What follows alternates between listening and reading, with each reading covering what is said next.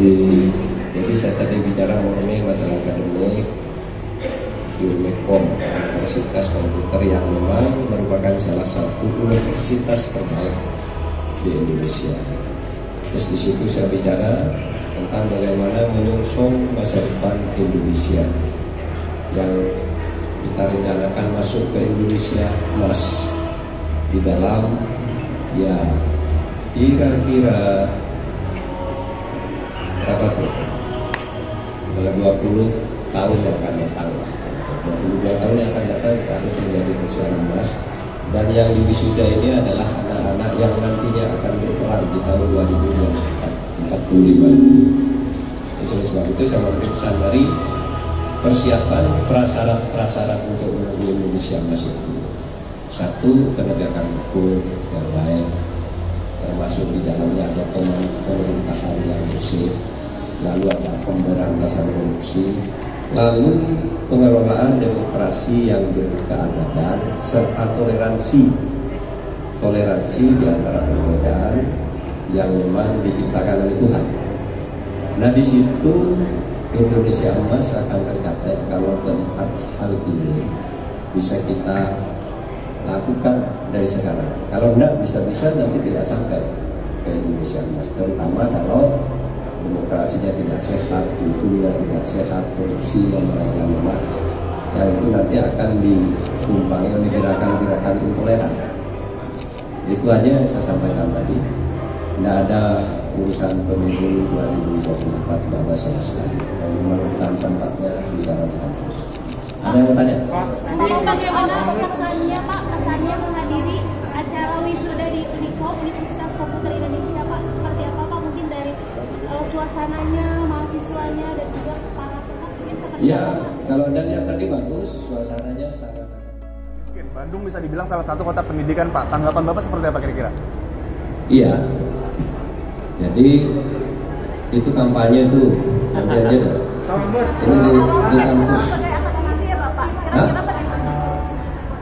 Iya begini, menurut saya tegakkan hukum, bela hak asasi manusia, dan hantam setiap korupsi. Itu aja pesannya yang kali ini. Iya, itu hasil rapat yang saya pimpin bersama beberapa kementerian.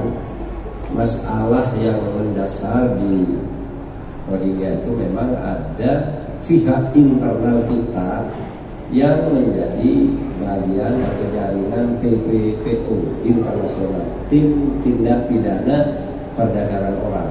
Sehingga memang mereka dikirim untuk dijual, seberapa nanti dikirim lagi ke mana itu ada sindikatnya. Tapi itu soal hukumnya sudah kita serahkan agar Polri segera menangani itu, karena ketua Satgasnya sekarang itu Kapolri, agar lebih efektif. Nah, kita akan menyelesaikan masalah sosial politiknya. Itu kan masalah kemanusiaan. Orang udah keluar karena diusir oleh negara yang dia akui sendiri, misalnya Rohingya, ya diusir dari Rohingya. Malaysia tidak mau menerima, Australia tidak mau menerima, yang lain-lain tidak mau menerima, lalu dihalau ke perairan Indonesia karena tahu Indonesia itu punya sifat kemanusiaan.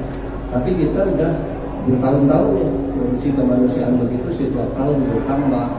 Itu ya kita akan memperhitungkan ulang bagaimana cara memberi arti kemanusiaan terhadap korupsi ini, karena negara-negara lain pada menolak malah dibuang ke tempat kita semua. Sementara rakyat lokal seperti Aceh, Riau, Sumatera Utara itu sudah mulai protes. Nah, kami kan juga sengsara, kenapa kok yang dari luar? Kita jawab ini soal kemanusiaan, mari kita sabar, kita cari kebersayaan dengan PBB. Gitu. Belum. Ada yang nggak setuju kalau Pulau Galang seperti zaman masalah Vietnam dulu ya. Begitu itu selesai, penyelesaian administratifnya untuk normal kembali Pulau Galang itu perlu waktu 17 tahun. Kita belum memikirkan satu pulau, tetapi kita tetap akan memberikan tempat penampungan sementara. Pak, bicara demokrasi, ada pendapat nggak Pak terkait dengan penunjukan gubernur DKI nantinya kalau oleh langsung presiden? Kenapa? Bicara demokrasi, kalau nanti misalkan benar nih ada penunjukan gubernur DKI oleh presiden secara langsung, pendapat Bapak seperti apa kira-kira? Ya tergantung kebutuhan. Mungkin DKI itu dianggap sebagai kawasan khusus kan boleh menurut Undang-Undang Dasar. Ya ada kawasan khusus, ada kawasan istimewa, kan gitu kan. Kalau dianggap kawasan khusus boleh, itu terserah DPR aja, DPR kan yang membuat itu. Kalau secara sudut pandang demokrasi ada yang mengatakan kan ini mencederai. Kira-kira seperti Beda. apa? Kenapa harus mencederai? Kalau profesional bicara itu di berbagai daerah juga beda-beda cara mengangkatnya. Coba di Papua tuh. Di Papua tuh yang boleh jadi gubernur dan bupati hanya anak asli Papua. Apa itu mencederai demokrasinya? Itu namanya afirmasi kalau dibilang konstitusi. Jangan apa-apa lalu dikaitkan dengan pelanggaran demokrasi. Banyak juga kok yang masih ada. Biasanya pelanggaran terhadap demokrasi itu perilaku preman di luar ketentuan undang-undang. Kalau undang-undangnya menurut saya ya oke aja. Kalau memang diputuskan seperti itu silakan aja. Nanti kita lihatlah di DPR. Pemerintah juga akan memberi din kan tentang itu nanti. Udah ya, saya ada acara lagi. Jangan lupa like, subscribe, dan share ya.